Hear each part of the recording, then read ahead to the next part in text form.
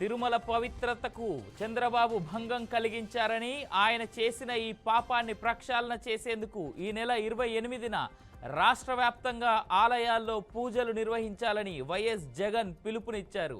కల్తీ జరగకుండానే జరిగిందని చెబుతున్నారు. రాజకీయ దుర్బుద్ధితోనే చంద్రబాబు అబద్ధాలు ఆడుతున్నారని ఎక్స్ వేదికగా వైఎస్ జగన్ నిలదీశారు. వైఎస్ఆర్సీపీ నేతలంతా పూజల్లో పాల్గొనాలని వైఎస్ జగన్ పిలుపునిచ్చారు. తిరుమల పవిత్రతను, స్వామివారి ప్రసాదం విశిష్టతను, వెంకటేశ్వర స్వామి వైభవాన్ని, టీటీడీ పేరు ప్రఖ్యాతులపై ముఖ్యమంత్రి చంద్రబాబు అసత్య ప్రచారం చేస్తున్నారని ఆరోపించారు. చంద్రబాబు చేసిన ఈ పాపాన్ని ప్రక్షాళన చేసేందుకు రాష్ట్ర వ్యాప్తంగా ఆలయాల్లో సెప్టెంబర్ 28 శనివారం రోజున పూజల్లో పాల్గొనాలని వైఎస్ఆర్సీపీ పిలుపునిస్తోంది అని వైఎస్ జగన్ ట్వీట్ చేశారు.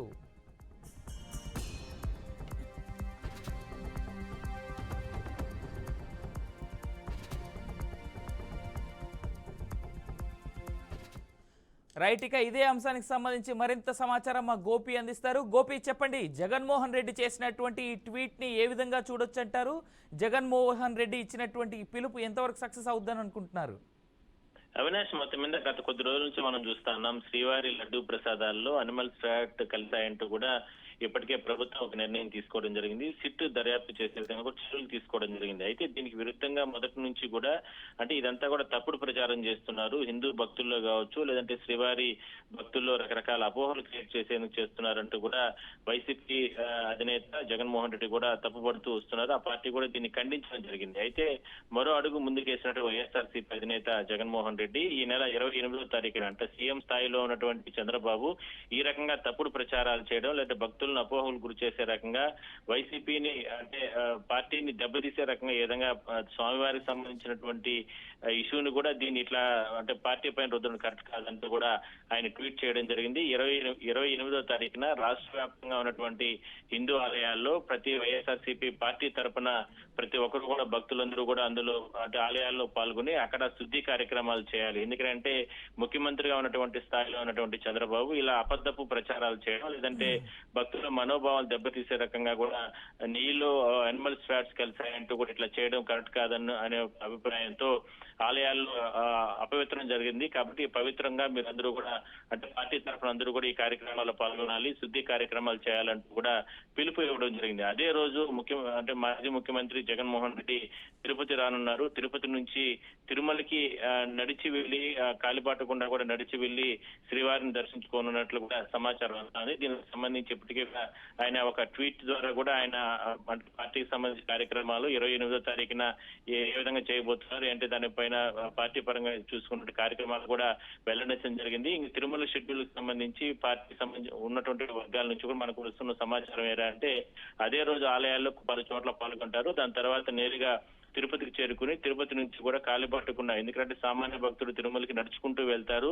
ఆ కోవలోనే మాజీ ముఖ్యమంత్రి వైఎస్ఆర్సీపీ అధినేత జగన్మోహన్ రెడ్డి నేరుగా తిరుమలకి నడుచుకుంటూ వెళ్లి అక్కడ స్వామివారిని దర్శనం చేసుకోనున్నారు. దాని తర్వాత కూడా మాట్లాడే అవకాశం అయితే ఉంది. అయితే మొత్తం మీద ఒక్కసారిగా పార్టీ అంటే వైసీపీ పార్టీ ఈ రకమైన నిర్ణయం తీసుకోవడం అనేది ప్రస్తుతం చర్చనీయాంశంగా మారిందని మనం చెప్పొచ్చు. అవినాష్, రైట్. గోపీనాథ్, ఇదే అంశంలో ఇంకో మాట చెప్పండి. రీసెంట్గా చంద్రబాబు నాయుడు మాట్లాడుతూ కూడా ఒక చాలా పెద్ద స్టేట్మెంట్ చేశాడు. జగన్మోహన్ రెడ్డి ఇప్పటి వరకు తన హిందూ అనేటువంటి స్టేట్మెంట్ ఎక్కడా ఇవ్వలేదు.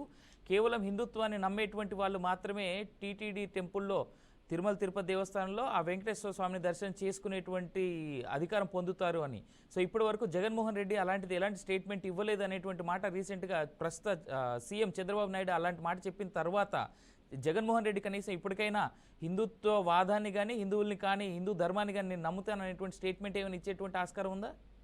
అంటే స్టేట్మెంట్ అంటే టీటీడీ నిబంధనల ప్రకారం ఎందుకనా అంటే తిరుమల ఆలయంలో ఎవరు హైందవులు అంటే ఇతర మతస్థులు ఎవరైనా సరే శ్రీవారి దర్శనానికి వస్తే అది సామాన్య భక్తుల నుంచి విఐపీల వరకు ఎవరైనా సరే వైకుంఠం లోపల ఒక డిక్లరేషన్ ఫామ్ పైన సంతకం పెట్టాలి. అంటే ఈ వెంకటేశ్వర స్వామిని నేను నమ్ముతున్నాను కాబట్టి నేను హైందవ అంటే ఇతర మతాలకు చెందిన వ్యక్తి అయినప్పటికీ కూడా ఆలయం లోపలికి వెళ్ళిన తర్వాత నేను ఈ స్వామిని దర్శనం చేసుకోవడానికి నాకు అనుమతి ఇవ్వండి అంటూ కూడా ఒక డిక్లరేషన్ మీద సంతకం పెట్టాల్సిన అవసరం ఉంటుంది.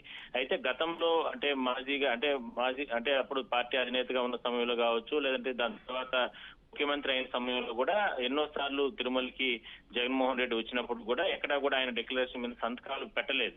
కానీ అదే విషయాన్ని గత కొద్ది రోజుల నుంచి కూడా ప్రస్తుత ముఖ్యమంత్రి చంద్రబాబు కూడా ప్రశ్నిస్తూ రావడం జరిగింది. తిరుమల శ్రీవారి అంటే అతనికి ఇష్టం లేదు కాబట్టి డిక్లరేషన్ మీద గౌరవించి సంతకం పెట్టి స్వామిని దర్శనం చేసుకోవచ్చు కదా, మరి ఎందుకు ఎప్పుడు తిరుమలకి వెళ్ళి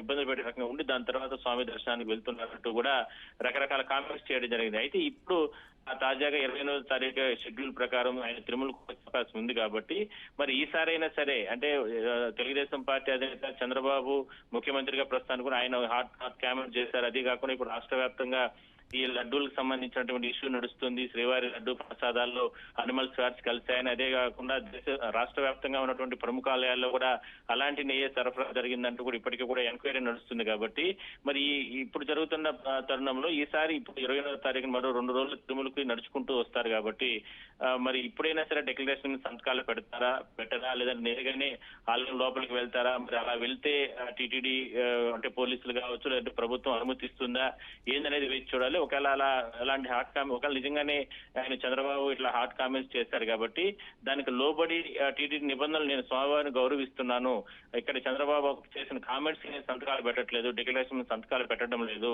కేవలం శ్రీవారిని దర్శనం చేసుకోవడానికి నేను వచ్చాను, మరి నిబంధనలు నేను గౌరవిస్తున్నానంటూ కూడా ఆయన అంటే డిక్లరేషన్ మీద సంతకం పెట్టి శ్రీవారిని దర్శిస్తారా అనేది మనం వేచి చూడాల్సిన అవసరం ఉంది. Avinash. Right, thank you so much Gopinath for more details.